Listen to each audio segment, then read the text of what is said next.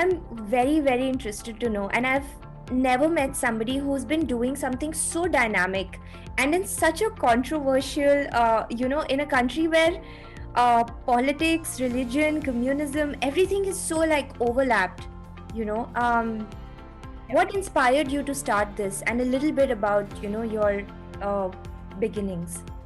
So it was just before the Lok Sabha elections, and I was super excited to like vote for the first time and like register, etc. But I faced a lot of kind of like preliminary difficulties while trying to do it. So it began with voter registration. Then once we were registered, we were just like, okay, so now who do we vote for? The first problem is solved. So then again, it was a question of there is a lot of information out there online about candidates, etc. But firstly, in India, you don't really know who is going to get the ticket and who's actually going to be standing for an election until like a month before, very, very close to the actual election. And the So, need for right content for the candidate. yeah, absolutely.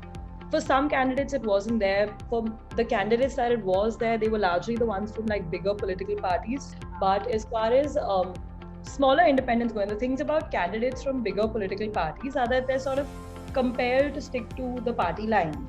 You don't get any kind of fresh opinion or a younger candidate. Yeah. But if I disagree with them, what are my other options? And the beauty of having a multi-party system is the fact that you are allowed to vote for, like you get other options as independents, etc. By the time I sort of realized that we were encountering these problems, etc., I was working at Yash Raj. I was working over there as an assistant director and creative associate. And I was sort of like looking for something else to do as well. And I was like, this is something I'm passionate about. So that is where I kind of decided that, maybe we should try to do this thing for other young people in Bombay. So before I started Lokatantra, I actually had to like take a couple of months off just to teach myself everything from like 7th standard civics all over again before we sort of got into that space. How do you feel about such a drastic shift? Because in terms of industry, it's totally different. At the end of the day, you are becoming slowly, you're coming into politics, which is a very so to say contentious space. Oh, definitely. So in terms of industries, it was a bit of a culture shock. In terms of writing also, I was never in the media space at all. I had worked as a copywriter at like Mudra for some time. I'd interned at DNA, but after my internship, I realized quite strongly that I did not want to be in like conventional news as per se. And as a writer, I'd worked as an author. So I wasn't used to working in like a media environment at all. But I mean, in terms of politics as an industry, I think one of the great things about my job is that it's not squarely politics. Like it's somewhere at the crossroads of news and media and politics and social entrepreneurship. The kind of space we created at our own office, or like the Lokatantra vibe, for lack of a better word, is more like that of, let's say, a startup than like a political party. So, and the good thing is the entire team is quite young. Nobody is per se from a political background. Like all of us have. Amazing. Yeah, so everybody's just trying to figure it out together for the first time. Or like we figured it out, I'd say a year back, but we're all figuring it out together. So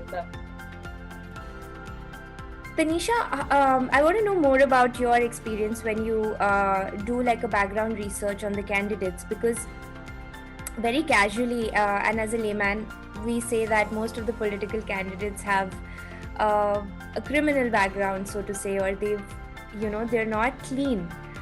So how do you deal with that when you're putting out content?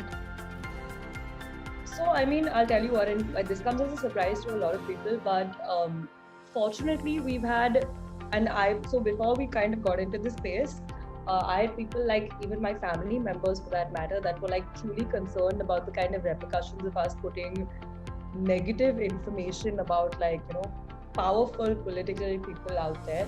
But the thing is that they are legally bound to present this information to the people when they announce their candidacy.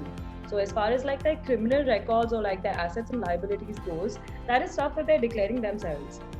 So it's just out there.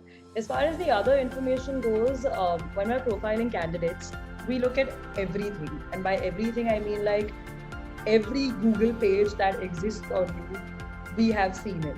And we try to reference it. So the one thing that I picked up at college was the fact that if you, to give yourself some kind of credibility as far as sharing of knowledge goes, people should be able to cite or reference or point out where that information came from.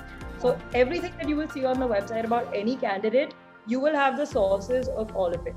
The thing about having any kind of credibility is that people should be able to question it. A lot of what we do can be called armchair journalism because a lot of the information is secondhand. So this is just one way in which we kind of double verify it and make sure that it's authentic. We allow people to leave comments about their own opinions. We allow them to rate candidates, which is that's one way in which you can also kind of get an opinion about what other people that have voted for him before have to say about him in general. So that is one way of kind of keeping it real, because in that case that this guy is he's been a good candidate in the past, or he deserves to come back, or people are maybe not that happy with the work he's done. So that's one way in which we do it. Like, what are the top 3 challenges when you're out there putting out real content? So one of the things that I think as far as genuine media houses go is, and this is like my mantra, which is be as you wish to seem. Like if you are trying to do something, I feel like more often than not, people can tell what it is that you're putting out there.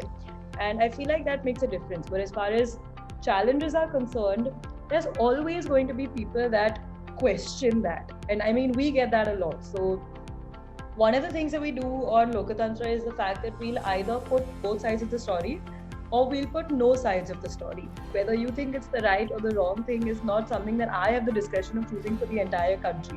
So I always like to think of Lokatantra as impartial and not neutral. Because I think the difference between those two is that neutrality comes with a certain indifference. And the whole point of keeping Lokatantra impartial was not that we wanted to duck and hide and not take a side, as much as the fact that we genuinely wanted people to be able to trust our credibility.